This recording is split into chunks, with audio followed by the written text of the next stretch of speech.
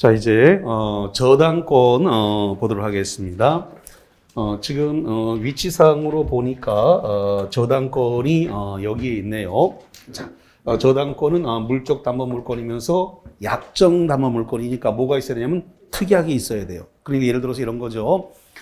내가 부동산을 담보로 맡길 테니까 나한테 돈을 빌려주시오라고 하는 서로 간의 합의에 의한 약정이 있어야 돼요. 아까 유치권은 법정 담보 물건이니까 유치권은 법에서 주는 거란 말이죠. 누가 준다고요? 법에서. 그래서 채권이 발생해서 안 갚으면 목적물을 인도를 거절하면서 돈 받을 때까지 목적물의 인도를 거절해도 된다라고 법에서 정했기 때문에 이건 약정으로는 발생 안 하는 반면에 지금 보고 있는 저당권이나 질권은 동산을 맡길 테니까 돈 빌려주시오. 이건 부동산을 맡길 테니까 돈 빌려주시오라고 하는 특약에 의해서만 발생을 한다. 이런 뜻이에요. 자, 일단은 저당권과 관련해서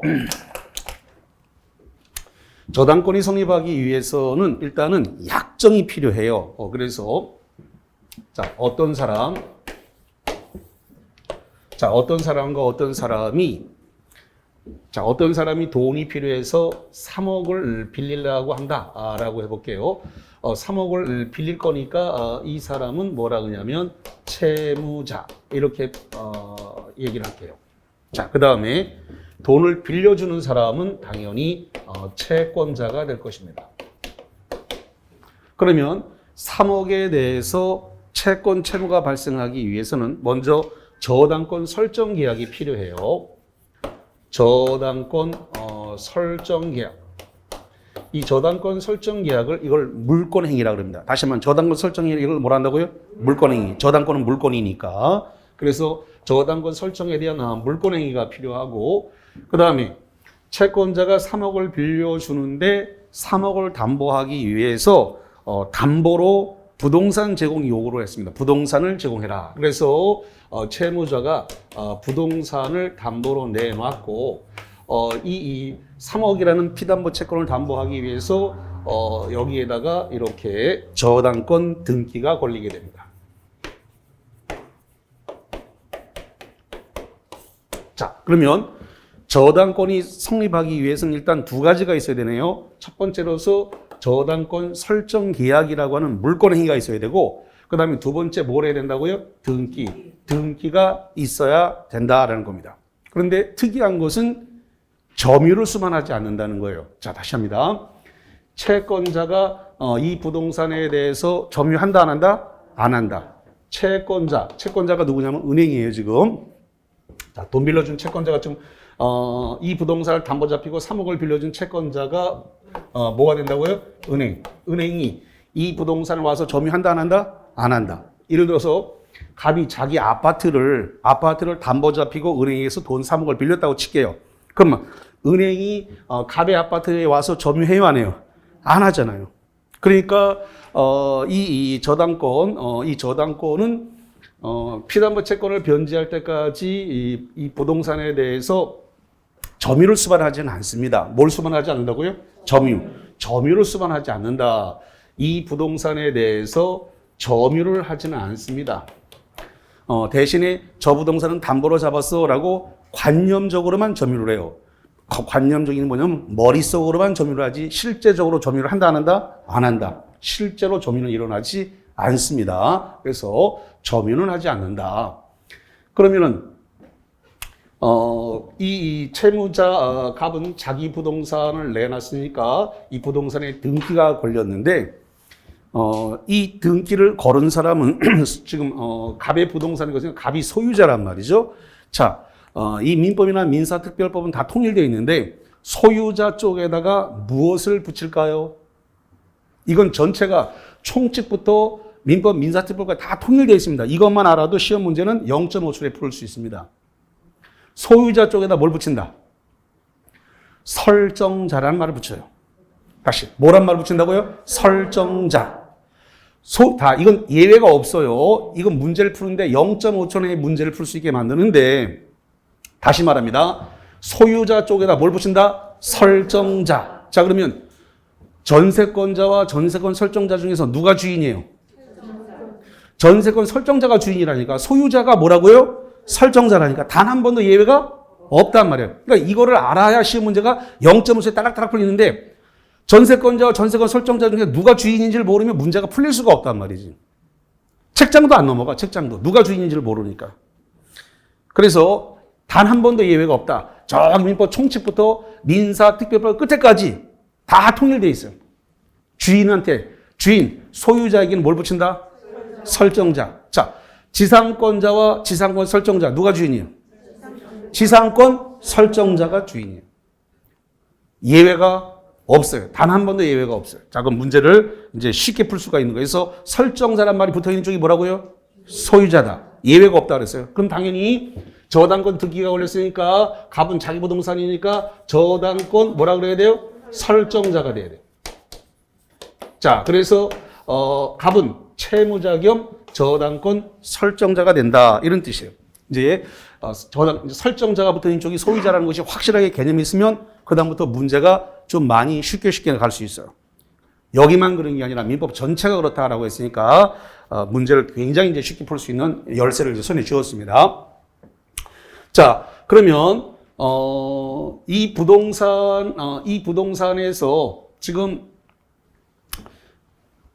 저당권을 걸 수 있는 것은 지금 3억이라고 하는 금전 채권이 이렇게 됐습니다만은 저당권의 객체가 될 수 있는 건 꼭 금전 채권에 한한다 그러면 틀려요. 금전 채권일 수 있지만 금전 채권이 아닐 수도 있습니다. 다시. 저당권의 객체란 말은 대상이고 저당권의 객체가 될 수 있는 건 금전 채권일 수도 있지만 금전 채권이 아닐 수도 있다. 그래서 금전 채권에 한한다 그러면 그렇게 시험 문제가 나오면 뭐라고요? X. 기출 문제가 이미 나왔습니다. 저당권의 객체는 금전 채권에 한한다. X. 금전 채권에 한하지 않는다. 요거 주의해 주시기 바랍니다. 금전 채권이 대부분이지만 꼭 금전 채권에 한하는 것은 아니다. 금전 채권이 아니라더라도 대상이 될 수 있다라고 하는 거. 자, 그럼 저당권 등기가 이 부동산에 걸렸을 때 그러면 이 저당권이 이 부동산에 미치는 범위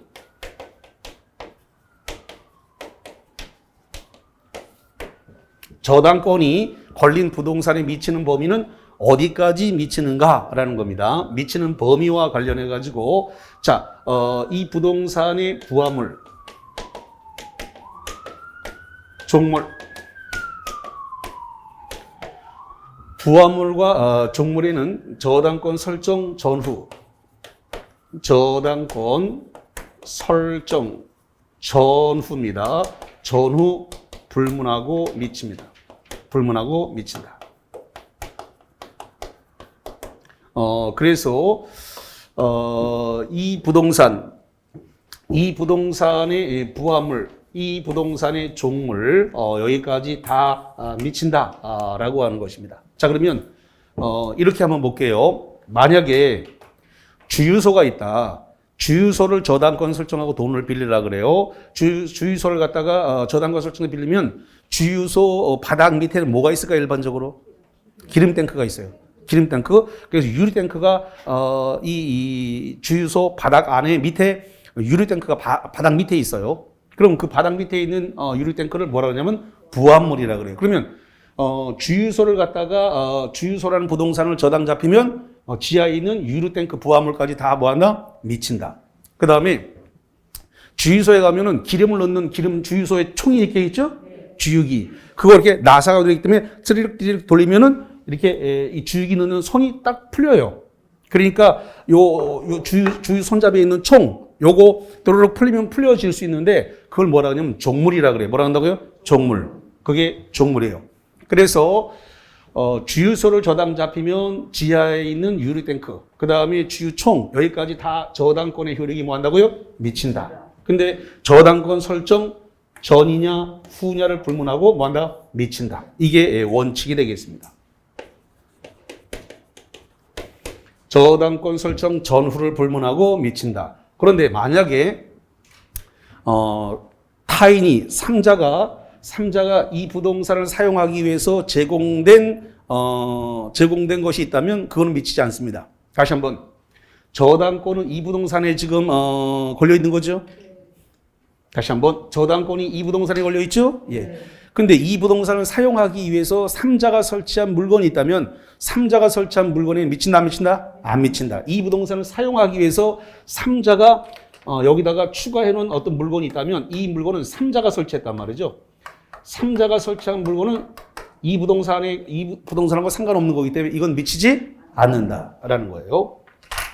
자, 그다음에 대지 사용권에까지 미칩니다.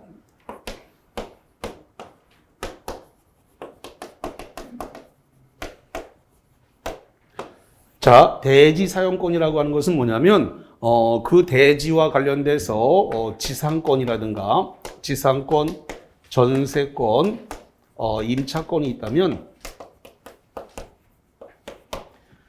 그 부동산과 관련된 건물이 깔고 앉아 있는 대지 사용권까지 다 저당권의 효력이 미친다. 그래서 여기까지 미치게 되는 것이 원칙이에요. 다만 요 세 가지는 요 세 가지에 대해서는 특약으로 배제할 수 있습니다. 다시 한번 요 부화물, 종물, 대지 사용권까지 미치는 것이 원칙입니다만은 특약으로 배제할 수 있습니다.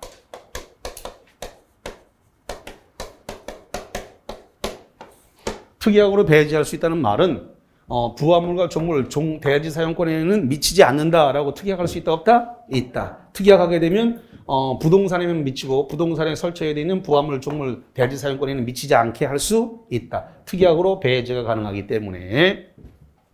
자, 그 다음에 네 번째로서 과실입니다. 자, 아까 과실에 대해서 세 가지를 설명드렸네요. 자, 과실은 실수가 아니고 이것은 열매입니다. 자, 열매 세 가지 뭐라 그랬어요? 천연과실, 법정과실, 사용이익. 그 세 가지가 과실입니다. 자, 그 다음에 하나 더 물상대위입니다. 요 세 가지는 요 두 가지는 예외적으로만 미칩니다.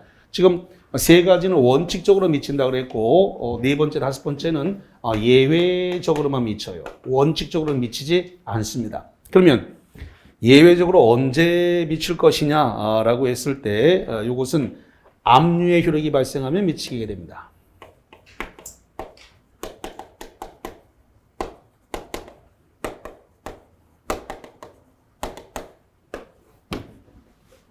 압류의 효력이 발생하면 효력이 미친다. 이렇게 이해를 하면 되겠네요. 지금 요 압류라는 효력은 언제 발생을 하냐면은 압류의 효력은 경매 개시 등기. 이 경매 개시를 다른 말로 해서 기입이라 그래요. 경매 개시, 기입 등기.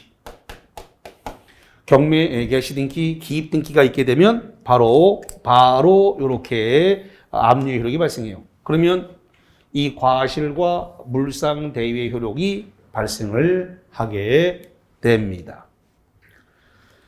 자, 다시 한 번만 말씀드릴게요. 과실과 물상대위에는 원칙적으로 저당권의 효력이 미친다 안 미친다? 원칙은 세 개만 미친다 그랬어요. 과실과 물상대위는 원칙적으로 미치는 게 아니라 뭐라고요? 예외적으로 미쳐요. 원칙적으로 미치지 않는다.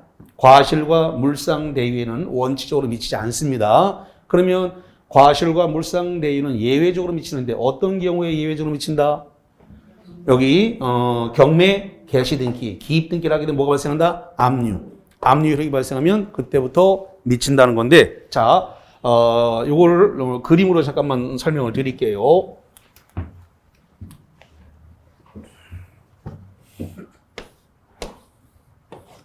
자, 지금 갑이 건물이 이 갑이라고 하는 사람이 돈이 필요해서 건물을 저당권 이 저당권 등기를 해가지고 돈을 빌렸고 지금 을이 이 채권자라고 해보죠. 을이 이 채권자다.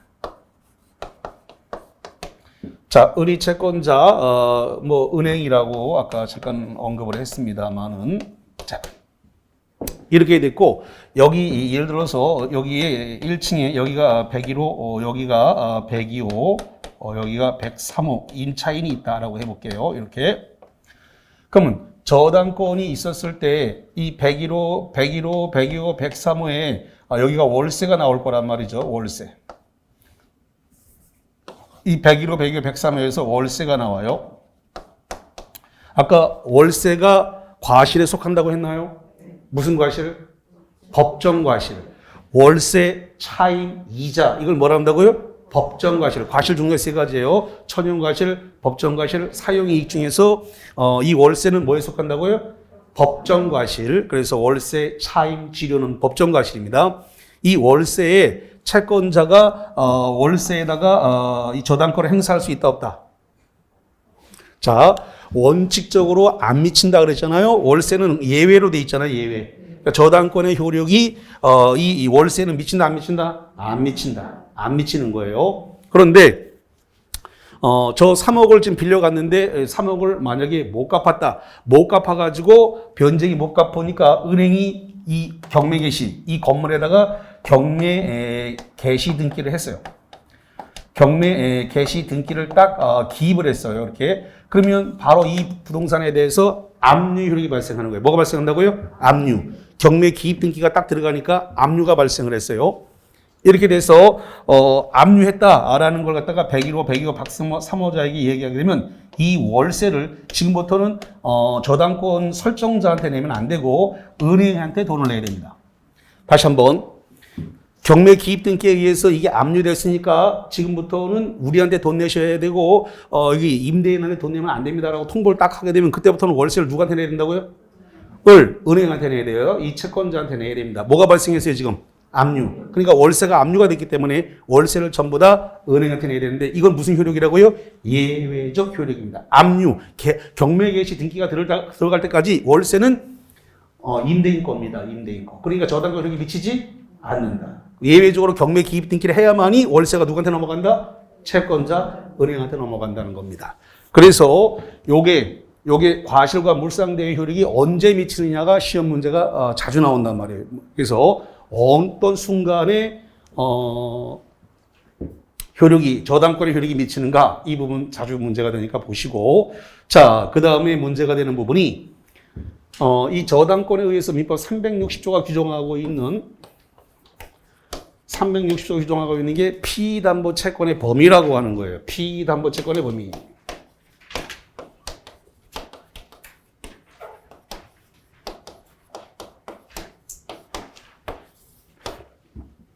자, 피담보 채권의 범위가 이게 5개인데 이 5개는 꼭 좀 암기를 하셔야 돼요. 자, 첫 번째로서 원본입니다. 원본. 법조문에 원금이라고 안 돼 있어요. 자, 다시 한번 법조문에 원금이라고 안 돼 있고 뭐로 돼 있다고요? 원본이라고 돼 있어요. 원본.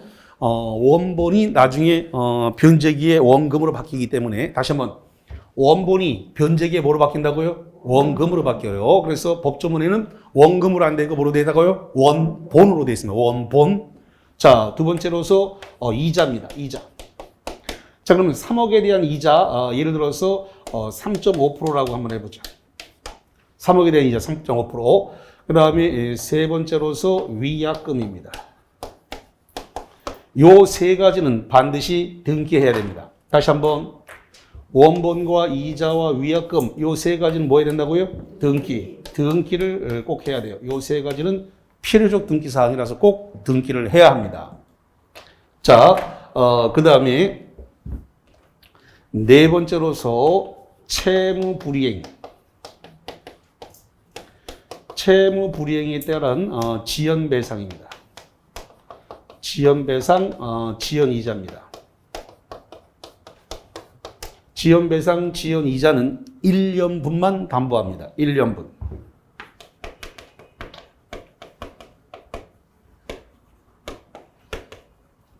이게 시험 문제입니다. 채무불이행에 따른 지연배상 1년분만 담보한다. 요건데 채무불이행에 따른 지연배상, 지연이자는 요거는 15%입니다.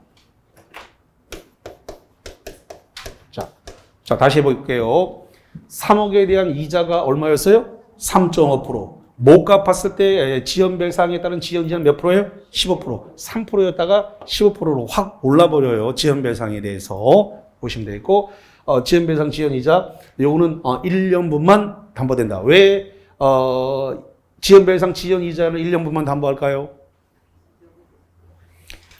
후순위 권리자도 받아가야 되기 때문에 그래요. 선순위가 다 받아가면 후순위 권리자가 먹을 게 하나도 없어요.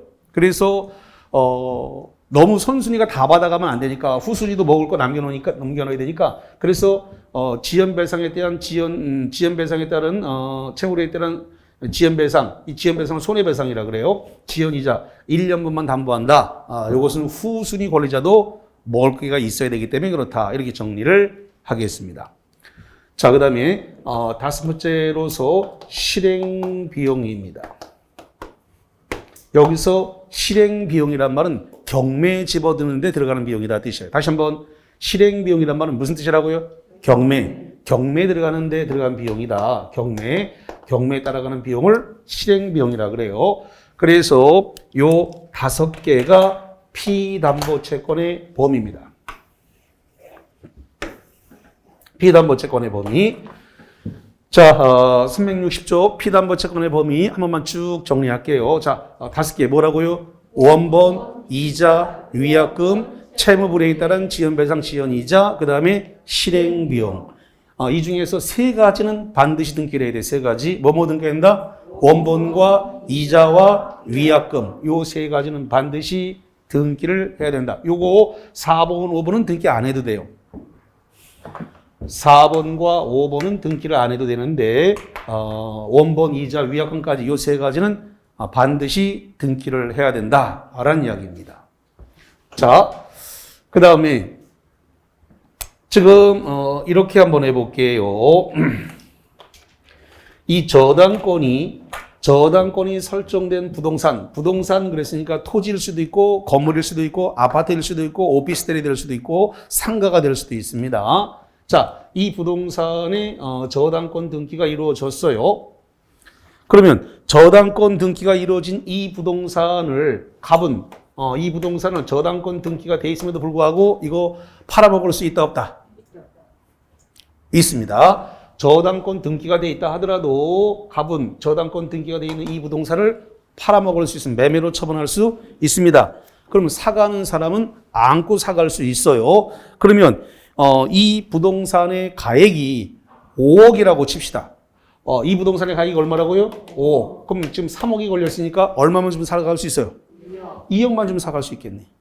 지금 저당권 얼마 걸렸다고요? 3억. 그런데 부동산 가격은 5억. 그러니까 얼마만 주면 돼요? 2억만 주면 이 저당권 끌어안고 바로 부동산 소유권 넘어갈 수 있다. 그러니까 저당권이 설정돼 있다 하더라도 이 부동산에 저당권이 설정돼 있다 하더라도 저당권 설정자인 소유자인 갑은 이 부동산을 처분할 수 있다 없다? 있다.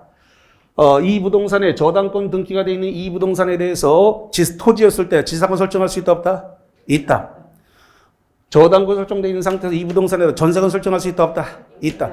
팔아먹는 게 되는데 용의권 설정은 너무나 당연한 거예요.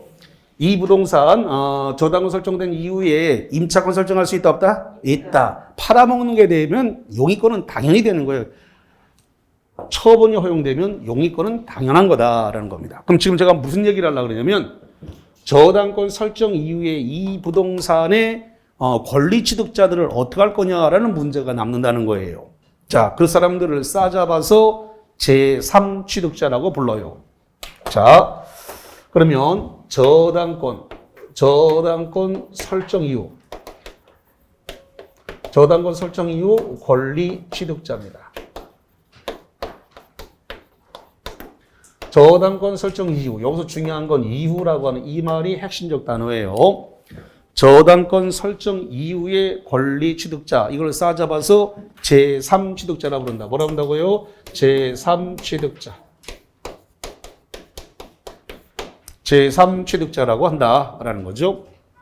그러면 제3 취득자가 될 수 있는 건 누구냐라고 첫 번째로서 저 부동산을 갖다가 지금 사간 사람입니다. 사간 사람이니까 매수인입니다.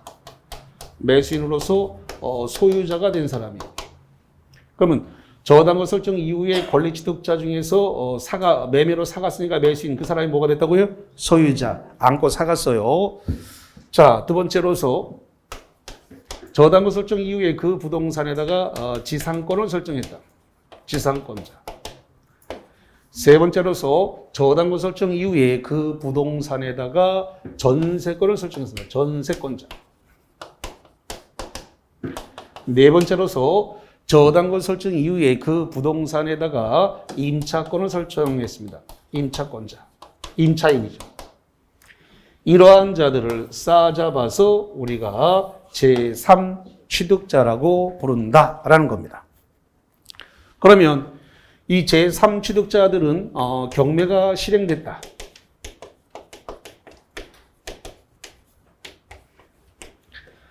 자, 여기 나와 있는 제3취득자들은 경매가 실행이 되어진다면 권리가 전부 다 말소가 될까요? 안 될까요? 이 제3취득자들은 경매가 실행돼서 되게 되면 전부 다 권리가 말소한다? 말소하지 않는다? 말소돼요. 그래서 경매 실행으로 전부 말소입니다. 전부 말소돼요. 말소한다는 말은 소멸되는 거예요. 자, 그래서 왜 그러냐면 저당권 자체가 이걸 갖다가 말소 기준 권리라 그래요. 다시 한번 경매에서 저당권을 뭐라 한다고요? 말소 기준 권리. 말소 기준 권리라 그래요.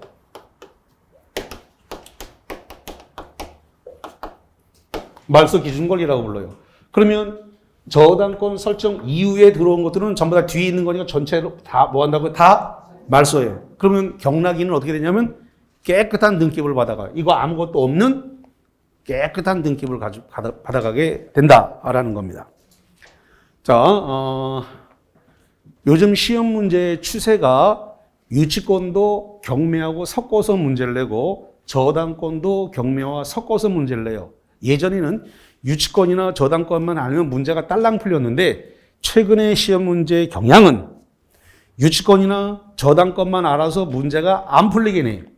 그러면 실전에 가서 현장에 가서 써먹을 수 있느냐? 전 부동산 법인도 가지고 있습니다. 그래서 부동산 실무도 꽤 오래 했어요. 강의하면서 부동산 법인이 있기 때문에 부동산 실무도 많이 하는데 가면 많이 접하게 되는 문제 중에 하나인데 그러면은 시험 문제가 유치권하고 경매하고 섞여서 나오고 저당권하고 경매가 섞여서 나오기 때문에 저당권만 떨렁 알아가지고 유치권만 떨렁 알아가지고 달랑 알아가지고는 문제가 안 풀리더라는 거죠. 그래서 이거는 좀 시간이 지나야 돼요. 경매 왜냐하면 일단 이거 유치권과 저당권 법 이론이 정립이 돼야 그 다음에 경매를 추가를 넣어가지고 하는데 처음부터 1, 2월 과정부터 내가 이 경매까지 다 넣어서 할 수는 없어요. 왜냐하면 스트레스 너무 받아갖고 애 때리쳐 그러고 때려치는 수가 있으니까 여러분을 합격시키려고 하는 거지 포기시키는 게 목적은 아니니까 그래서 일단 이론적 체계를 잡고 그 다음에 실무적인 경매를 접목을 해서 그 다음에 현장 가서 써먹을 수 있도록 해주는 건데 그러려면 거의 한 5, 6월 달쯤 돼야 돼요. 3, 4월에 판례하고 실무 엮어서 이렇게 하려면 조금 시간이 걸립니다. 단계적으로 할 수밖에 없다. 자, 일단은 이 말씀을 일단 드리고 갈게요. 뭐 나중에 다시 또 할 겁니다만 일단 한번 들어오면 많이 편안하니까. 그래서 저당권 설정 이후 권리 취득한 자는 경매 실행이 되면 전부 다 뭐 한다고요? 말소, 소멸이 된다. 이런 뜻입니다. 그러면은 경매가 넘어갔다라고 하는 것은 저 왼쪽에 있는 갑, 채무자, 저당권 설정자가 변제기에 변제를 못했다는 소리죠. 변제를 못했으니까 저 부동산에 이 부동산을 경매에 집어넣은 거잖아요. 누가? 채권자, 은행이 집어넣습니다.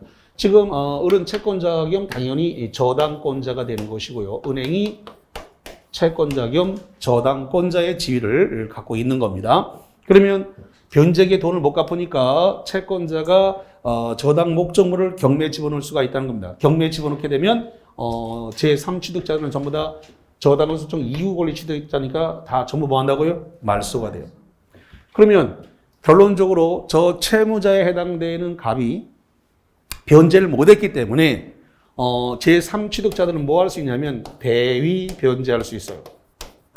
자, 대위 변제의 뜻이 뭐냐면 대신 변제한다는 뜻입니다. 다시 한번 뭐 할 수 있다고요? 대위 변제. 대위 변제. 누구를 대위에 비해서 변제할까요?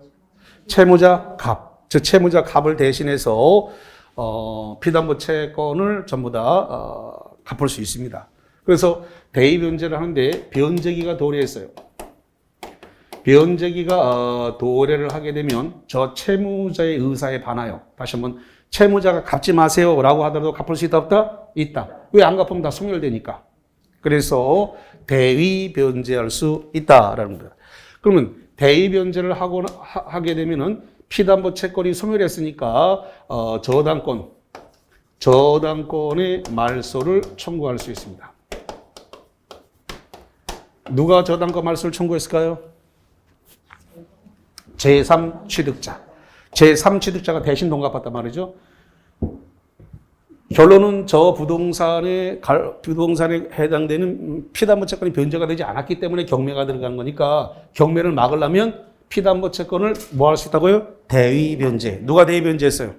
제3취득자. 자, 제3취득자는 누가 제3취득자예요? 매수인. 그러니까 저당권이 설정된 걸 그 이후에 안고 사간 사람. 매수인. 그다음에 지상권, 전세권, 임차권자. 이 사람들을 뭐라 한다고요?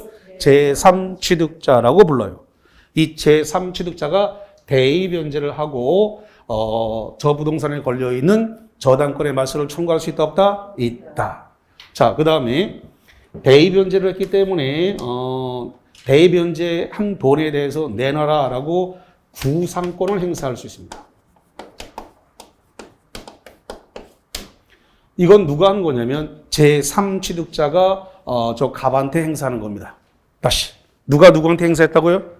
제3취득자가 갑한테 대신 돈 갚았으니까 그 돈 내놔라라고 구상권을 행사할 수 있다라는 겁니다.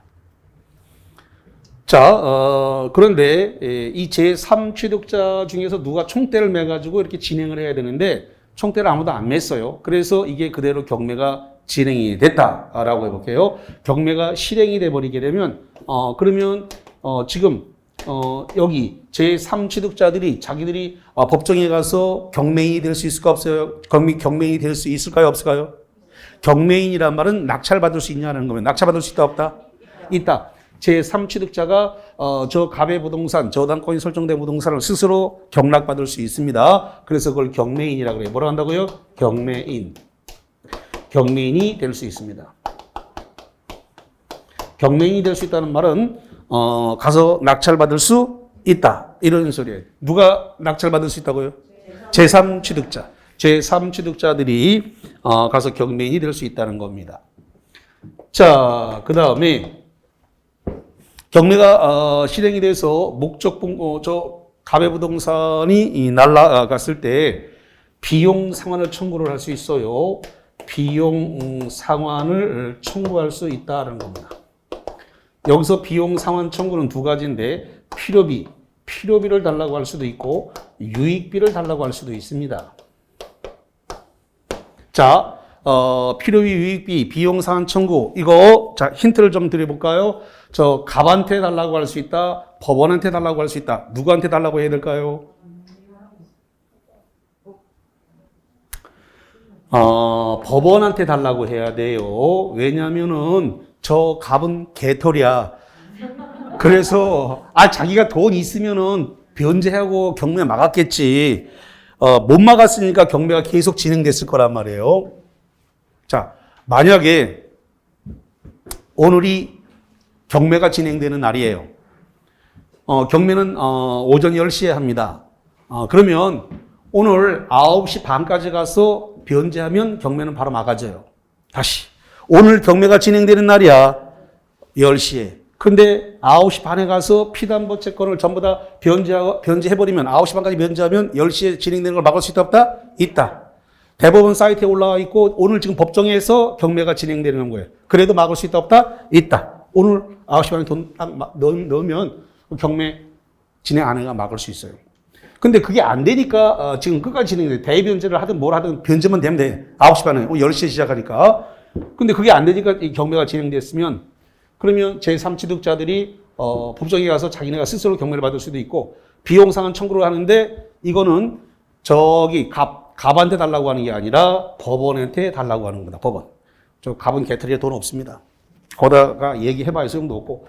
자, 그래서 법원에 하면 법원이 우선 변제를 해주는데 여기서 우선 변제를 한다는 것은 1순위 지금 저당권자나 근저당권자가 있다면 최선순위보다 먼저 주게 됩니다. 그래서 비용상환 청구권은 우선 변제 대상이다. 이렇게 정리를 하겠습니다. 자, 그 다음에 만약에 저당권이 침해가 되면 어떻게 할 거냐라는 문제가 발생합니다. 저당권의 침해입니다.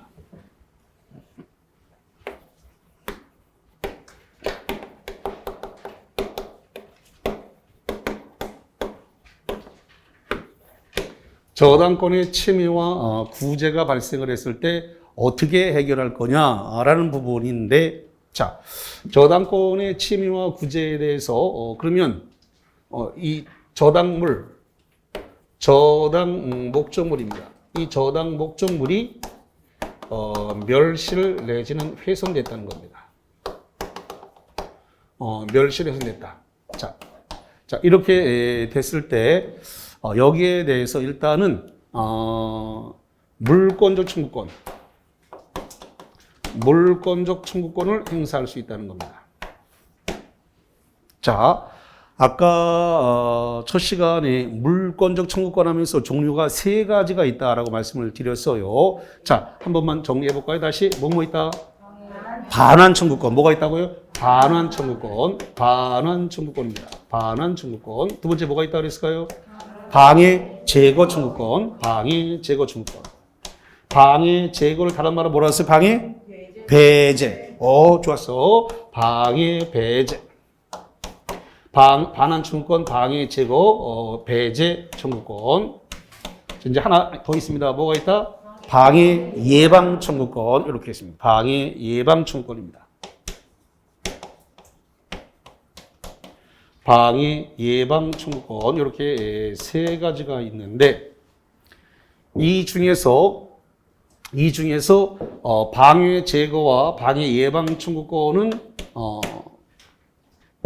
저당권자가 행사할 수 있습니다. 그러나 반환 청구권은 저당권자가 행사하지 못합니다. 저당권자가 반환 청구를 행사 못하고 방해 제거와 방해 예방 청구권은 행사할 수 있다 그랬는데, 자, 여기서 시험 문제가 발생을 하네요. 왜 반환 청구권을 행사할 수 없을까요? 공부들 많이 하셨네. 잘했습니다. 점유를 수반하지 않기 때문에, 그래서 반환 청구권이 없습니다. 뭘 하지 않기 때문에요? 점유를 수반하지 않았기 때문에 그래요. 그래서 반환 청구권이 없는 이유는 점유를 하지 않았기 때문에, 그래서 반환 청구권이 없다라고 그러는데, 아까 제가 여기 써져 있네요. 여기 보세요. 자, 저당권은 저당 목적물을 갖다가 저당권자 은행이 그 아파트를 점유한다 안 한다? 안 한다. 점유 안 한다 그랬습니다. 분명코 안 한다 그랬어요. 점유를 안 했기 때문에 반환 청구권이 있다 없다? 없다. 저당권자 은행한테 반환 청구권이 없다라고 하는 겁니다. 그래서 방해 제거 청구권, 방해 예방 청구권이 있지만 점유를 수반하지 않았기 때문에, 그래서 저당권자인 은행은 그 목적물에 대해서 반환 청구권이 없다. 이게 시험 문제 아주 많이 나옵니다. 물권적 청구권 중에서, 자, 일단 이거부터 저당권자는 물권적 청구권이 있다 없다? 여기 있다고 해놨잖아요. 다시 한번, 저당권자에게 물권 청구권이 있다 없다? 있다. 근데 세부적으로 들어가니까 3개인데 3개 중에서 2개는 있고 하나는 없다. 그래서 물권적 청구권 중에서 어떤 건 없다? 반환 청구는 없고 방해 제거와 방해 예방 청구는 있다. 3개 중에서 2개가 있으니까 물권 청구권 있다 없다? 있다. 그러면 물권 청구권이 있다 없다 그러면 다툼이 생기니까 있을 수도 있고 없을 수도 있잖아요. 그러니까 구체적으로 낸단 말이에요, 시험 문제가. 그러면 시험 문제를 딱 잡아서 반환 청구권만 콕 집어서 문제를 낸단 말이에요. 왜? 그래야 답이 딱 떨어지니까. 요렇게만 내면 다툼이 생길 수도 있단 말이에요. 있을 수도 있고 없을 수도 있으니까. 그러니까 콕 집어서 문제를 내린다. 그래서 저당권자에게 물권적 반환 청구권이 있는가라고 물어봐요. 결론은 뭐라고요? 없다. X가 되는 겁니다. 자, 그래서 보시면 되고. 자, 두 번째입니다. 두 번째로서 만약에 저당권 설정자에게 저당권 설정자입니다. 자, 설정자가 누구라 그랬어요? 소유자. 단 한 번도 예외가 없다는데 아직도 이게 하긴 뭐 오늘 처음 들었으니까 그렇겠지. 이게 금방 못 써먹겠지. 설정자란 단 한 번도 예외가 없이 전부 다 뭐라 그랬다고요? 소유자. 설정자란 말이 붙어있는 쪽은 소유자다. 근데 이 설정자의 지금 설정자의 어떤 설정자가 지금 어떤 고의가실 내지 이런 것으로 인해서 목적물을 멸시를 훼손시켰다 이거예요. 저당권 설정자가 저당권 설정자가 이 목적물, 저당 목적물이죠. 저당물을 갖다가 저당물을 멸시를 훼손시켰다.